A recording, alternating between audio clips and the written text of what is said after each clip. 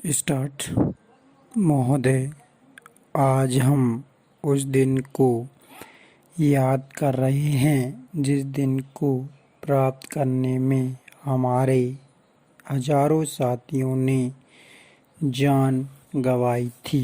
अगर हम इतने महत्वपूर्ण दिन को आसानी से बिना कुछ किए व्यतीत कर देंगे तो क्या उचित होगा? सरकार के अनेक दिन यूं ही बर्बाद होते हैं। अच्छा हो सरकार उन दिनों की बर्बादी को रोके और इस महत्वपूर्ण दिन की महत्ता को समझे और लोगों को इस महत्वपूर्ण दिन के बारे में जानने का पर्याप्त मौका दें।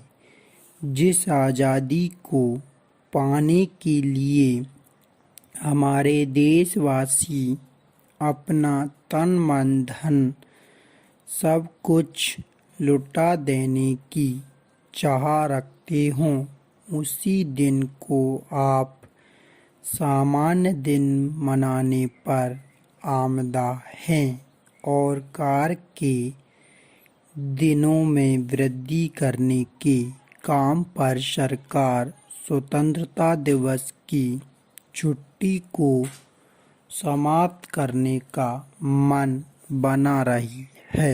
एक दिन के अवकाश में कमी करने से ही अगर सरकार की प्रगति संभव है तो सरकार उन हजारों कार्य दिवसों की परवाह क्यों नहीं करती जो सरकार की किसी न किसी कमी की वजह से कामगार यूं ही व्यर्थ गवा देते हैं। अगर सरकार को कार्य के बारे में अधिक चिंता है तो सरकार 5 दिन का हफ्ता बनाने पर क्यों विचार कर रही है और केंद्र सरकार ने तो सप्ताह में सिर्फ 5 कार्य दिवसों को ही मान्यता दी है। शेष 2 दिन का अवकाश घोषित कर रखा है।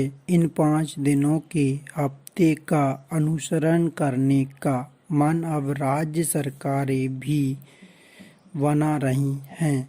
क्या राज्य सरकार इस बात को नहीं समझती है कि कार्य के दिवस घटाने से कार्य प्रभावित नहीं होगा और राजकोषीय घाटा भी बढ़ेगा?